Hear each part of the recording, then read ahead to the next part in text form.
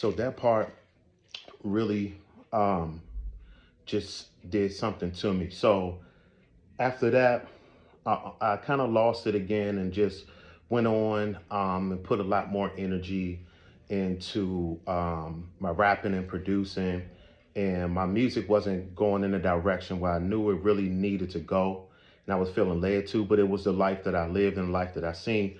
So, I was like, who is anybody else to judge? So I built forward with that and had a rap group, another evolution of a rap group that started with one of my childhood friends um, in our neighborhood brothers. And we were rapping, producing, and got to a pretty dope local stage and started to get some other national attention. And then broke away from that group after then go as well as it could and started my solo career. Then fast forward a little bit of time, I started to get into music that was more conscientious and positive because that was the direction I was striving to get to. And in the midst of doing all this, I'm doing community work. I'm, staying connected to my family church. Learning more about all of the religions and always been interested in studying that and gaining more knowledge of that. And I'll tell you more about that in another story time. But I met some wonderful people years later who were connected to this group called Moms Demand Action. And when I got connected to them, it was really dope because, like, for one of the first times, I started to feel seen with these stories that I had, these tragedies that, I wanted to help turn into triumphs. And the group of women who were running it, and of course there was some men involved as well. They were listening to my story, and these people didn't come from the hood. They didn't come. Not, I mean, the ones who were leading these chapters were not from these places. They were gaining more understanding, but they weren't from where they didn't overstand like us. So you had others, mothers, fathers, cousins, brothers, sisters, grandmothers, grandfathers, all connected in the city, starting to build up in the mid 2000s. And the group of the organization that is above them called Everytown for gun sense and gun safety. And so I'm getting connected with them. And I'm like, even though they're connected more to the Democrats, the organization is filled with people from all spectrums and walks of life who just been through these senseless gun violence things from all different sectors. And so now I'm building with them, and they're like, your story needs to be told. You have a everyday story. The stories that we hear all the time are the Sandy Hooks, the Columbines, and those of that nature. But like those are like few far between and one offs at different ones. But your story is an everyday struggle, especially for Black Americans in America. And they were like, you know, we want to build with you. We want your story to be told, and we're going to help give you opportunities and a platform to do so. And they did just that. They did exactly just that. So I'll always be grateful and indebted to those men and women who saw that, especially for those who did it in a positive way and weren't striving to use me as a token, which some was, but for the majority it wasn't. I'll always be open and honest about that. So, me being from the nation capital, I grew up knowing poli science and political stuff was always in my DNA because I'm here in this city and it's all around you. So, and I've been connected to people in politics for years. Even wanted to get involved in it, and maybe one day, but I'm not in a rush. So, it's one of those things where I'm getting connected and I'm learning how to, I'm a public speaker, I'm an MC, all these different things. So I'm comfortable on the mic. Give me a mic in my hand and I'm gonna do what it do. But this is a different way of doing it because I've never spoken about my stories without it being in music form or just writing down, my journal or, spoken word poetry and things of that nature. Like I've never done it in that way like that. So, learning how to do it, the certain speaking points, keywords, and all of that, we're building on that. So I got connected and they put me on CNN, other local platforms and national ones. And, I was already used to, speaking to the youth and other folks about, this journey we call life and the things that come from of it nationally, and putting my own footing my own bill to it. And now they're like, no, we'll support that. We have the funds to do this. We can help you with these things and we're going to do that.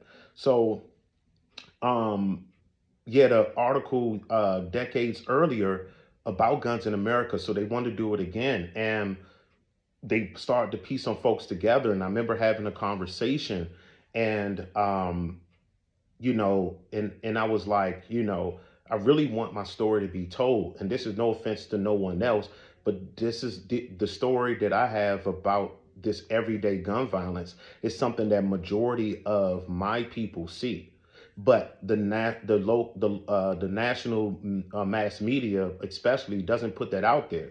They'll put local will put fear mongering out there, and in the mass media will put whoever they want out there that's going to get them ratings, but like in views, but not folks like myself. And I took that these opportunities to heart every time, and I spoke, with furtherness, and I spoke with assertiveness, and I meant what I said, and I said what I meant, and the lawmakers had to start making changes, which we see now, and I was a part of all of that, and I'm forever thankful to gain those experiences.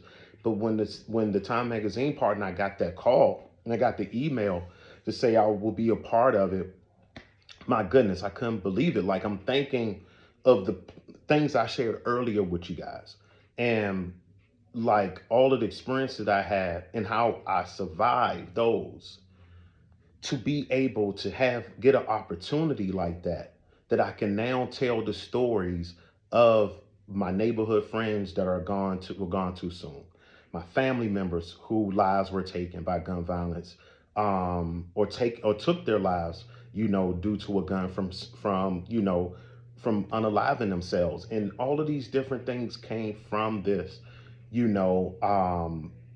And I put it out there best as possible.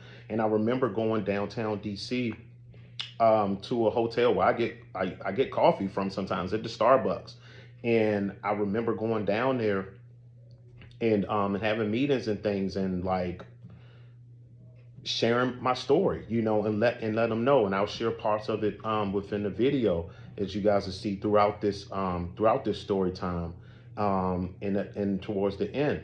So, which we're actually getting close to now. So, got this opportunity able to speak, doing something that was never done before with Time Magazine or any news magazine that I could remember, of that nature, and being put in a magazine, being on the digital cover of the magazine, and being able to speak the story and speak these facts that most folks don't really realize or care to understand.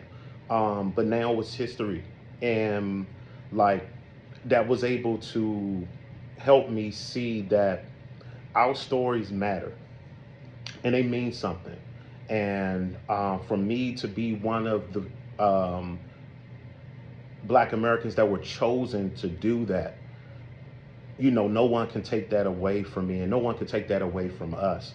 And you know, I might not have said everything most eloquently, and perfectly, but I spoke my truths, and I spoke the facts. And these are things that we have to continue to do more. And that's one of the reasons why I created this channel, this future network on this platform, and working with other brothers and sisters and grassroots organizations, because so many of our stories are not being told, or not being told well, and not being told by us.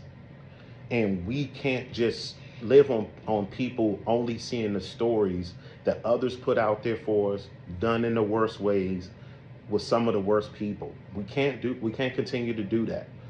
We have to have a balance again. If we're not going to overtake the negativity, the ratchetness, like we have to at least push and strive for more balance.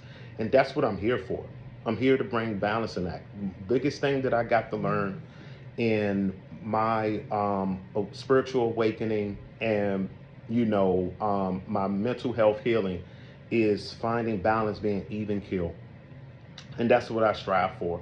So, you know, regardless of what I do, don't say, like I strive to have that even keelness and just flow with the river, flow with the water, and really do what my ancestors have helped call me to do. So, you know, this is a part of of my story of my life and my journey so far. I'm so thankful and grateful that you all sat through this to be able to hear it out. If you have any questions, put them in the comment section. Anything you want to share, don't forget to go to the community tab. The channel is for us, period. Like, it's no other way of putting that. That's why my name isn't on the title, isn't on, not the title of this video, but it's not on the channel page. That's not what this is here for. That's not what I created this for. That's not what I'm putting in this work for. I'm doing this so we can have a home, a place to call home, a safe space of positivity, of awakening, of awareness, of all the things that's in the about page, right? This is what this here for. And a part of this, part of what helped get me here was being able to have these life events that I was able to strive through the struggles, and become a champion over chaos. So, I'm imploring you, I'm sending positive vibrations your way to do the same thing. It can be done. If I can do it, you can do it too. But you got to want it more than anybody else, because anybody can do something with you, but doing it for you, especially this and our people, we have to do it with and for us. All right. So till the next time, in the next story time, I bid you peace, I bid you well, and more empowerment, my people. Forward always, always forward with love, okay? War Chief is out.